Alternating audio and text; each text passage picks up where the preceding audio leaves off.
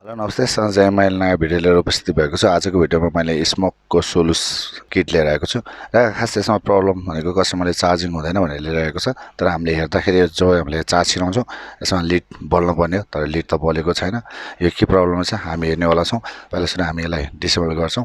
गरिसकेपछि यसमा के इस्यु रहेछ हामी आजको यो भिडियोमा हेर्नेवाला छौँ। र मेरो भिडियो कस्तो लाग्छ प्लिज लाइक कमेन्ट र सेयर गरिदिनु होला। साथै नयाँ भ्युअर्सहरू मेरो च्यानल भिजिट गर्दै हुनुहुन्छ भने मेरो च्यानललाई चाहिँ सब्सक्राइब गरिदिनु होला। साथै बेल आइकनलाई पनि प्रेस गरिदिनु होला। कस्तो भिडियो हजुरलाई चाहिन्छ प्लिज कमेन्ट पनि गरिदिनु होला। चार्जिङको वायर जब हामीले यहाँ लगाउँछौँ लगाइसकेपछि यसमा लिड पनि बलेको छैन। यो पहिला हामी डिसेबल गर्छौँ र यो के इस्यु रहेछ त्यो हामी हेर्नेवाला छौँ आजको भिडियोमा। र त्यो हेर्नुभन्दा अगाडि चाहिँ मेरो च्यानलको सानो प्रोमोपछि चाहिँ हामी यसलाई सुरुवात गरौँ है त।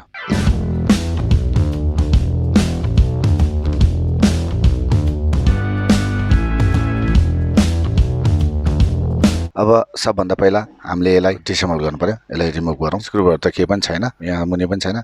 अब यसलाई हामीले यताबाट प्रेस गरेर यो निक्लिन्छ कि यो चाहिँ ट्राई गरौँ। त्यसको लागि मैले ट्युजर लिएको छु। यसरी प्रेस गर्नेवालामा छु।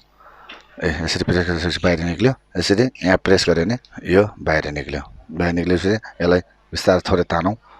तानिसकेपछि बाहिर आयो।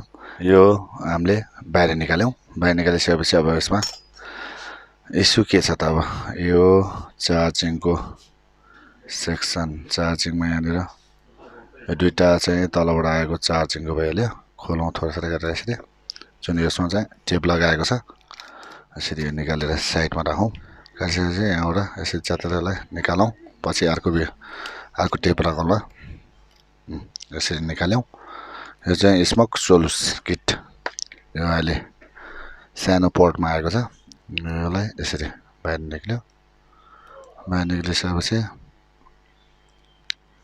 यसको प्लस लाइन भनेपछि त यसको जुन जति पनि छ माइनस लाइन यही नै छ, प्लस लाइन यसमा छ। भनेपछि जति पनि छ यसको यो माइक्रोफोन जुन यो सेन्सरमै यसको प्लस माइनसको छ। र यहाँबाट यसको चार्जिङ यो ग्राउन्ड र प्लस भनेपछि यसलाई सिर्फ यसमा बोर्ड नराखिकन सिर्फ यसकै मार्फतबाट चाहिँ यो सबै चल्ने बनाएको रहेछ। यहाँबाट आयो यो प्लसको लाइन यहाँनिर एउटा दिएको छ जुन माइक्रोफोन सेन्सरमै सबै कुरो युज भएको छ। यसलाई हामीले थोरै बाहिर निकालौँ। यसरी चाहिँ हामीले यसलाई निकाल्यौँ। यो चार्जिङको भाग भइहाल्यो। यो यसरी हामीले यसलाई डिसेबल गऱ्यौँ। स्मोक सोलुसको जम्मा पार्ट एउटा ब्याट्री यो भइहाल्यो र यो माइक्रोफोनको यो भइहाल्यो। यो चाहिँ चार्जिङको लागि यो भइहाल्यो। यसलाई नै हामी खोलौँ। दुईटा स्क्रु खोलौँ। प्लस स्क्रु भयो। यसलाई हामीले प्लस स्क्रु ड्राइभरले रिमुभ गरौँ। यो खोलिसकेपछि यसको यो चार्जिङको भाग पनि तल यसरी आउँछ। यसरी निक्ल्यो। माइक्रोफोन एउटा सेन्सरमा सबै युज गरेको छ। यसमा लिड माइक्रोफोनको सेन्सरमै राखिएको छ। यो चार्जिङको नि डाइरेक्ट यसमै गएको छ। यसैबाट चार्ज हुने र यसैबाट यो चल्ने बनाएको छ। यसमा चाहिँ यो जुन सोलुस किटमा यो चाहिँ चार्जिङको भाग भइहाल्यो। यो सेन्सर यो अरू बोर्ड छैन यसमा। यसरी हामीले यो डिसेबल गरौँ। अब यसमा इस्यु छ यो चार्जिङ हुँदैन। पहिला सुरु यसलाई चार्जिङको यो जोडौँ यहाँनिर र भोल्टेज एकचोटि चेक गरौँ। माथि भोल्टेज गएको छैन। अब यसलाई छिरायौँ। छिराइसकेपछि यसमा लिड बल्नु पर्ने हो। यसमा भोल्टेज आएको छैन। पहिला एकचोटि चेक गरौँ। वाइट प्लस र यो ब्ल्याक यसमा भोल्टेज छैन। र यसमा यतापट्टि साइडमा पनि एकचोटि चेक गरौँ। जुन यो यसको कनेक्टरमा यसरी माथिबाट छ भने जहिले पनि प्लस यतापट्टि भएको हुन्छ। यसलाई लगायौँ।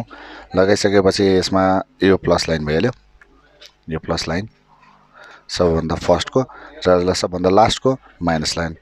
यसमा भोल्टेजै छैन। यसमा भोल्टेजै छैन। एकचोटि देखाउँछु भने यसमा जम्मा 510 भोल्टेज मात्रै देखाइरहेको छ यसमा। र यो चार्जिङकै फल्ट हो। यो लिड भएको चार्जरमा एकचोटि युज गर्छु किनभने यो सर्ट छ भने लिड हाम्रो निम्छ। मैले अर्कोमा युज गरेँ।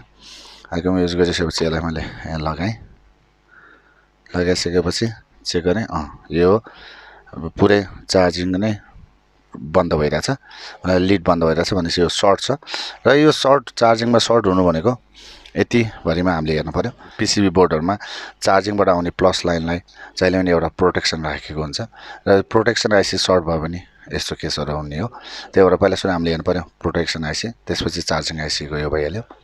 चार्जिङ आइसी यसरी प्लस लाइन 5 भोल्ट यहाँबाट भइहाल्यो। यसको यहाँबाट आउटपुट भएको छ। यो चार्जिङ आइसी भइहाल्यो। यो यो चार्जिङ आइसी, यो प्रोटेक्सन आइसी।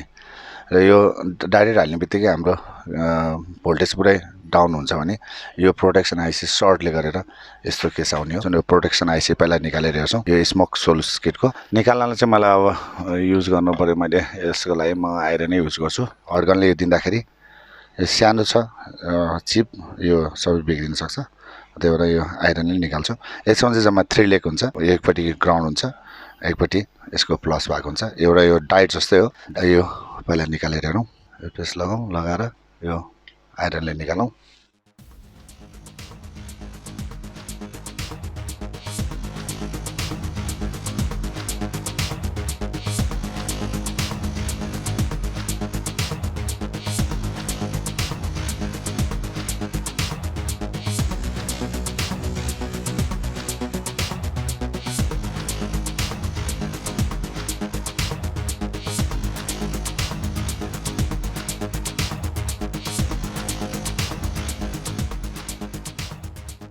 निक्ल्यो अनि निकाल्यौँ। यो जुन चाहिँ प्रोटेक्सन आइसी यस्तो खालको छ। यो यस्तो खालको प्रोटेक्सन आइसी हुन्छ यसमा। यो 3 लेगवाला प्रोटेक्सन आइसी यस्तो खालको हुन्छ। यसमा यो 1 लेग 2 3 यसरी राखेको हुन्छ। अब यसमा हामी चार्जिङ जोडौँ। चार्जिङको लाइट बलेको छ र यो सक्सेस भएको छ। चार्जिङ जुन प्रब्लम थियो हामीले यसलाई सल्भ गरेका छौँ। स्मोकको सोलुस किटलाई हामीले चार्जिङ रिपेयर सक्सेस गरेका छौँ र यसरी हामीले रिपेयर सक्सेस गर्न सक्छौँ। तर यसमा खास बोर्ड भनेको जुन यसमा चार्जिङको यो एउटा भाग रहेको छ र जति भाग रहेको छ यो माइक्रोफोन जुन यो सेन्सरमै जति पनि यसको रहेको छ। यो बोर्ड अर्को बोर्ड त छैन, एक्स्ट्रा बोर्ड पिसिबी बोर्ड छैन। अरूमा चाहिँ बोर्ड हुन्थ्यो भने यसमा जुन यो सोलुस किटमा चाहिँ सिर्फ यो एउटा सेन्सरमै रहेको छ।